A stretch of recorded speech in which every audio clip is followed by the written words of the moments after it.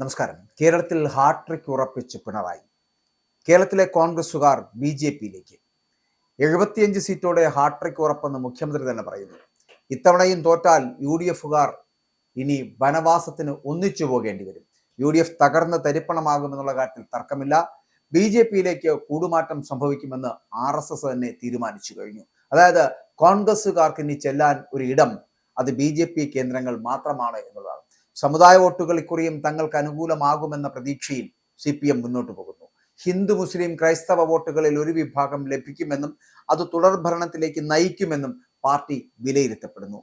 കുറഞ്ഞത് 75 സീറ്റോടെ അധികാരത്തിൽ ഹാട്രിക് ഉറപ്പാണ് എന്ന് മുഖ്യമന്ത്രി പിണറായി വിജയൻ തന്നെ ആത്മവിശ്വാസം പകരുന്ന തരത്തിലുള്ള പ്രഖ്യാപനങ്ങൾ നടത്തുന്നു. അത്തരത്തിലുള്ള ആത്മവിശ്വാസം പകരുന്നത് പോലും സമുദായ വോട്ടുകൾ അത് പെട്ടിയിൽ വീഴുമെന്ന പ്രതീക്ഷയാണ് എന്ന് അദ്ദേഹത്തോടൊപ്പം നിൽക്കുന്ന വിശ്വസ്ത കേന്ദ്രങ്ങൾ പറയുകയും ചെയ്യുന്നു. 25ഓളം മണ്ഡലങ്ങളാണ് ഇത്തവണയും നിർണായകമാകാൻ പോകുന്നത്. 2021 തെരഞ്ഞെടുപ്പിൽ തൃശൂർ, കോട്ടയം ജില്ലകളിലെ ചില മണ്ഡലങ്ങളിൽ ഇടതുമുന്നണിയെ BDJS സഹായിച്ചതായിട്ടുള്ള റിപ്പോർട്ടുകൾ ഉണ്ടായിരുന്നു. ഇത്തവണയും CPM ഇത് പ്രതീക്ഷിക്കുന്നുണ്ട്. BJPക്ക് സ്വാധീനമുള്ള മണ്ഡലങ്ങളിൽ മറ്റു സമുദായക്കാരെ മത്സരിപ്പിച്ചത് ഹിന്ദു വോട്ടുകൾ LDFിലേക്ക് തിരിച്ചുവിടാനാണ് എന്നും സംശയിക്കുന്നവരുണ്ട്. ക്രിസ്ത്യൻ സ്ഥാനാർത്ഥിക്ക് NDAയുടെ ഹിന്ദു വോട്ടുകൾ മുഴുവൻ ലഭിക്കാനിടയില്ല. മൂന്നാം തവണയും ഭരണം നഷ്ടമായാൽ UDF തകർന്ന് തരിപ്പണമാകും. കോൺഗ്രസിൽ നിന്നും ഘടകകക്ഷികളിൽ നിന്നും BJPയിലേക്ക് കൂടുമാറ്റം ഉറപ്പ് എന്ന് RSS അനുമാനിക്കുന്നു. അതിനാൽ തന്നെ ഇടതുപക്ഷം അധികാരത്തിൽ എത്തട്ടെ എന്ന് RSSും BJPയും ആഗ്രഹിക്കുകയും ചെയ്യുന്നു. അടിയന്തരാവസ്ഥ കാലത്ത് RSSുമായി CPM ധാരണയുണ്ടാക്കിയിരുന്നെന്നും CPM സംസ്ഥാന സെക്രട്ടറി MV ഗോവിന്ദൻ മുമ്പ് വെളിപ്പെടുത്തിയിട്ടുണ്ട്. ഇതെല്ലാം ഇക്കുറിയും ഗുണം ചെയ്യുമെന്നുള്ള പ്രതീക്ഷയിൽ തന്നെയാണ് CPM. UDF ജയിച്ചാൽ ന്യൂനപക്ഷങ്ങളാകും ഭരണം നിയന്ത്രിക്കുക എന്നും ഭൂരിപക്ഷ താല്പര്യങ്ങൾ സംരക്ഷിക്കപ്പെടില്ലെന്നും വ്യാപകമായിട്ടുള്ള പ്രചരണം ഉണ്ടാവുകയും ചെയ്തിട്ടുണ്ട്. ഇത് ഭൂരിപക്ഷ ധ്രുവീകരണത്തിന് ചിലയിടങ്ങളിൽ സഹായിച്ചിട്ടുണ്ട് എന്ന് CPM കരുതുകയും ചെയ്യുന്നു.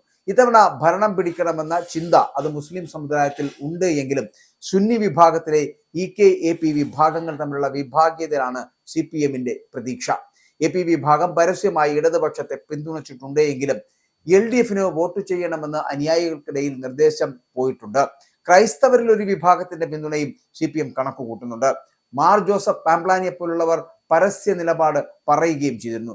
സഭാ തലവന്മാർ ഇടതു സർക്കാരിനെ തള്ളിപ്പറയാത്തതും CPMന് പ്രതീക്ഷ നൽകുന്ന കാര്യമാണ്. ഇതിനു പുറമെ പെൻഷൻ, റേഷൻ സഹായങ്ങളെല്ലാം താഴേക്കിടയിലുള്ളവരിൽ വലിയ സ്വാധീനം ചെലുത്തിയിട്ടുണ്ട് എന്നുള്ളതാണ് പാർട്ടിയുടെ വിലയിരുത്തൽ. അപ്പോൾ ഈ വിലയിരുത്തലുകൾ, ഈ നിലനിർത്തലുകൾ ഈ ഭരണത്തെ നിലനിർത്തുമെന്ന് പ്രതീക്ഷിക്കുന്നു. ഈ സാഹചര്യത്തിൽ 2021 ഭൂരിപക്ഷം കുറഞ്ഞാലും ഭരണം നിലനിർത്തുമെന്ന് തന്നെയാണ് CPMന്റെ അനുമാനം എന്ന് പറയപ്പെടുന്നത്. അപ്പോൾ ഇതിൽ നിന്ന് ഒരു കാര്യം ഉറപ്പാണ്, ഈ മൂന്നാം വട്ടം ഹാട്രിക് നേടി വീണ്ടും പിണറായി വിജയൻ തന്നെ അധികാരത്തിലേക്ക് എത്തുകയാണെങ്കിൽ ഇവിടെ തകർന്ന് തരിപ്പണമാകാൻ പോകുന്നത് കോൺഗ്രസ് എന്ന് പറയപ്പെടുന്ന ഒരു പ്രസ്ഥാനമാണ്.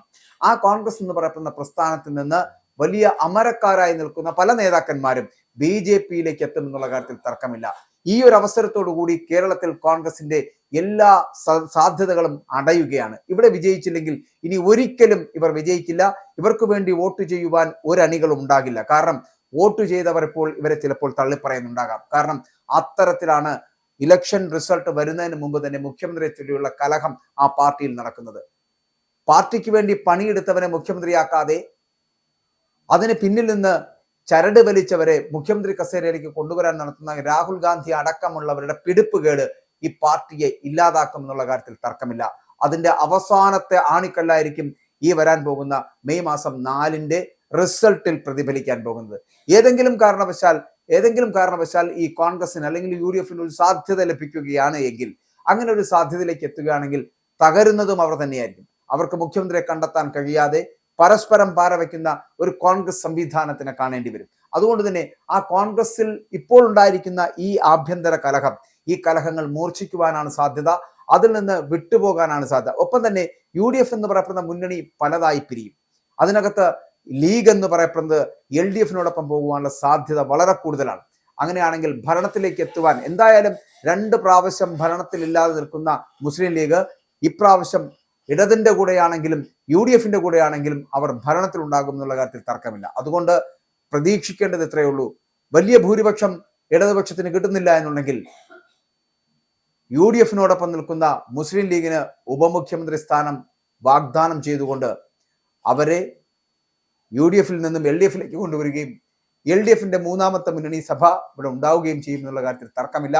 ആ ഒരു ആശങ്കയിലും തന്നെയാണ് രാഷ്ട്രീയ കേന്ദ്രങ്ങൾ. കേരളത്തിൽ സത്യത്തിൽ പിണറായി വിജയൻ ഹാട്രിക് ഉറപ്പിക്കുകയാണെന്ന് പറയേണ്ടിയിരിക്കുന്നു. ഇവിടുത്തെ ഏറ്റവും വലിയ പ്രശ്നം കേരളത്തിലെ കോൺഗ്രസുകാർ അവർ BJPയിലേക്ക് പോകും.